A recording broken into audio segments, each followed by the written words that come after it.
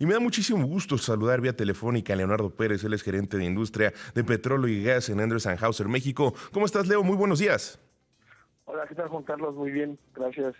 Me da mucho gusto saludarte, tengo el gusto de conocerte desde hace bastantes años y el otro día estábamos platicando de un tema muy interesante con respecto a fiscalización de controles volumétricos y es algo a lo que la gente no le ha prestado tanta atención. Me decías que desde el 2015 ha habido cambios en reglas que las empresas tendrían que estar cumpliendo y apenas ahorita se están llevando a cabo las pues acciones necesarias dentro de distintos sectores para llevarlo a cabo. ¿Por qué no nos pones en contexto, estimado?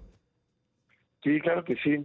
Pues mira, realmente desde el año 2015 con la resolución 811 ya se veía una fiscalización, sobre todo para reportar claramente cuáles eran los inventarios, las entradas y las salidas de petrolíferos en la industria.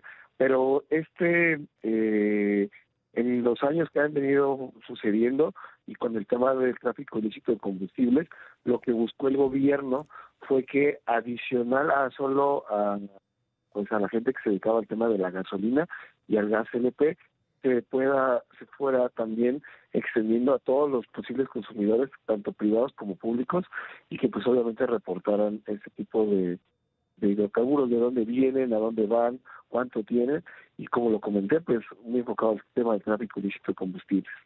Y ahora, platícanos, desde el 2015 se hicieron estos cambios, ¿por qué?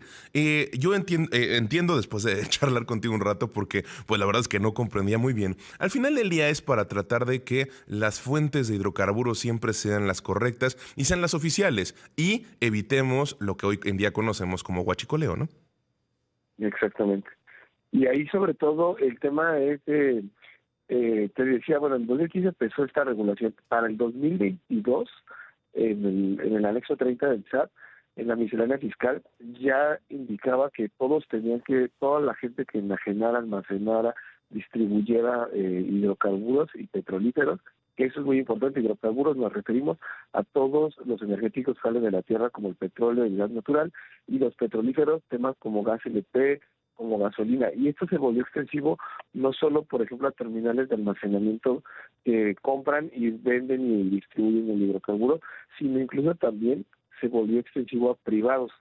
Y este hablo del 2022. Para el 2024 se esperaba que esto, en el anexo 30 del SAT, indicaba que cualquier persona, cualquier empresa, incluso, por ejemplo, si yo tengo una flotilla de diésel en una mina o soy una marca que me encargo de distribuir mis propias bebidas alcohólicas o refresqueras, y yo tengo que distribuir mis productos y tengo una terminal de diésel, también tengo que reportar.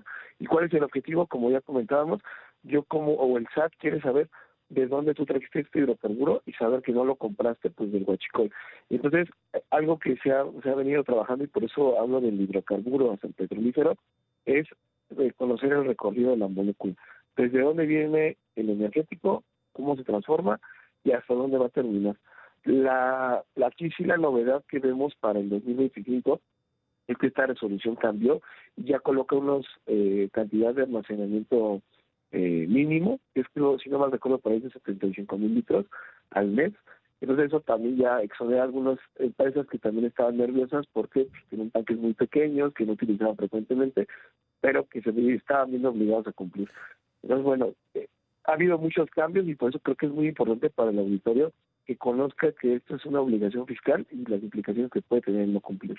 Y justo creo que hacia allá iba, antes de entrar a cuáles pueden ser las implicaciones de no cumplir con ella. Primero, ¿hay alguna cifra de cuántas empresas hoy en día no están reportando de manera correcta ante el SAT? ¿O hay alguna cantidad de datos que nos puedas compartir con respecto a cuáles son los petrolíferos que hoy en día se sabe que están llegando, que no son los correctos?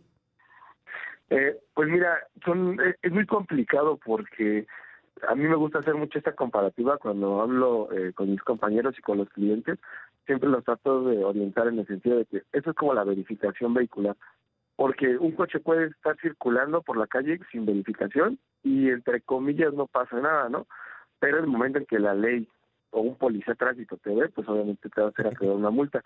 Aquí hay dos formas de verlos, porque muchas empresas tienen permisos ante la CRE o ante la CNH, que también están los cambios que ha habido, ¿no? Con lo de la CNR, pero actualmente hoy tienen permisos con la CRE y con la CNH, y por ahí nosotros tenemos un estimado que pues hablamos de miles de permisos, y muchos de ellos tienen permiso y ya cumplen, muchos de ellos tienen permiso y no cumplen conforme a la resolución 811, y luego vienen todos aquellos que ni siquiera tienen un permiso, pero es muy importante saber que en el momento que tú tienes un tanque de almacenamiento de un petrolífero, como diésel, como gasolina, como gas LP, eres susceptible a cumplir con esto.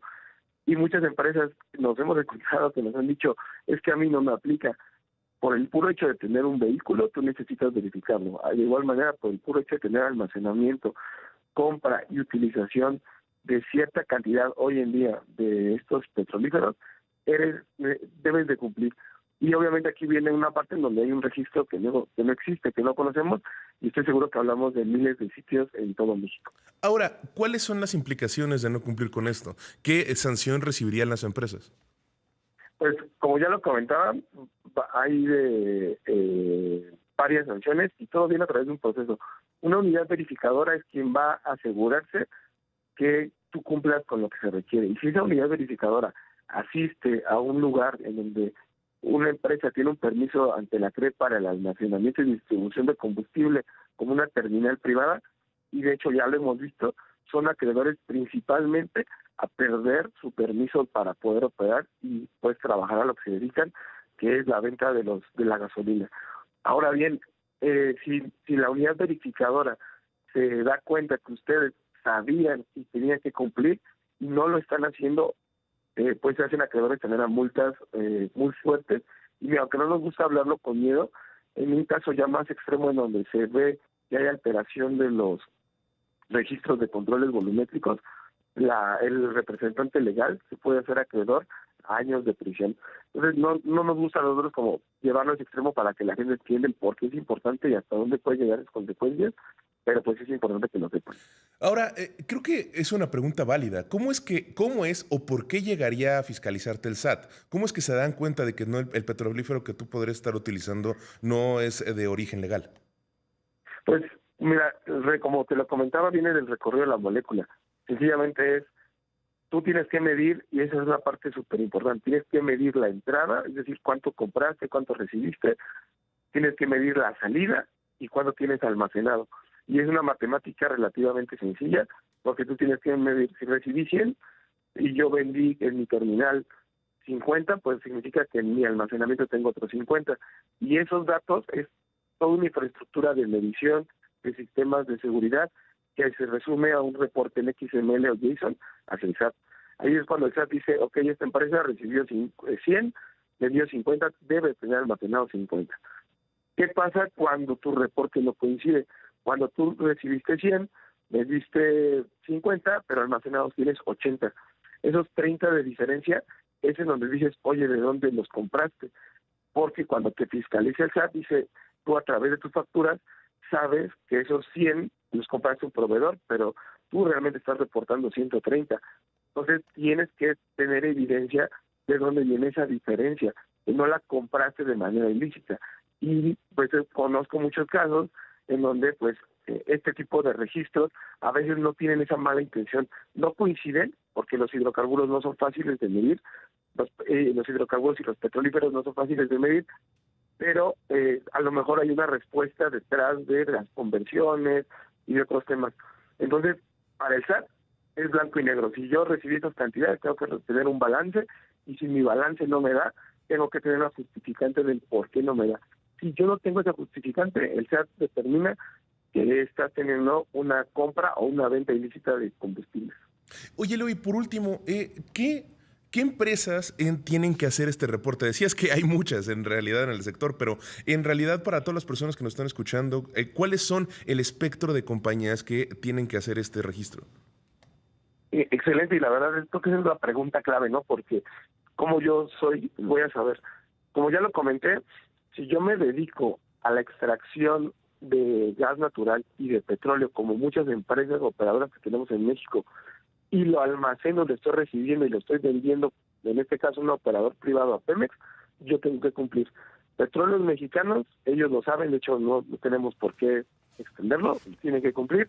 Y hablando de los privados, todo aquel que se dedica a la venta de combustibles, ya sea diésel, gasolina, gas LP, gas natural, tienen que cumplir. Perfecto. Y la empresa que no sabe o que les da muchas dudas son los privados, como una fábrica que muchas veces tienen tanques dentro de sus plantas de gas LP, de diésel, que tengo flotillas, ellos no se deben cumplir. Pues Leonardo Pérez, gerente de Industria, Petróleo y Gas en Enders & Hauser, México, gracias por haber estado con nosotros. Tema muy interesante, importante con respecto a fiscalización del SAT de esto de controles volumétricos.